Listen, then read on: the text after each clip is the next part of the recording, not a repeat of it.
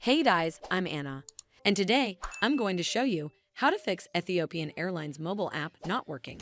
So first of all, you need to make sure you're running the latest version of the app. Open up App Store on your device, and then tap on this search icon in the bottom right corner. Then search for the Ethiopian Airlines app, and if you see this update button right next to the app name, simply tap on it to make sure you're running the latest version of the app. But if you still encounter this issue, then you need to clear App Cache.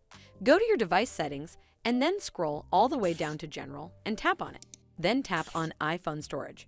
From here, search for the Ethiopian Airlines app and then tap on it. Once you're on this screen, you need to tap on Offload App. Tap again to confirm. It'll take a bit for processing, and then a Reinstall button will show up. Simply tap on it to reinstall the app. This should fix the issue, but if it doesn't, then you need to completely reinstall the app. Follow the on-screen instructions to navigate all the way to the app page.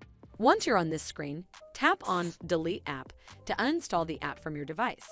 Once uninstalled, you need to open up App Store and then search for the Ethiopian Airlines app right over here in the search bar, and then click on this Get button to install it back on your device. Hopefully this will fix the issue, and if it did, then make sure you give this video a super thanks by clicking on this heart icon to help support the channel, and don't forget to hit that subscribe button. We'll see you in the next one.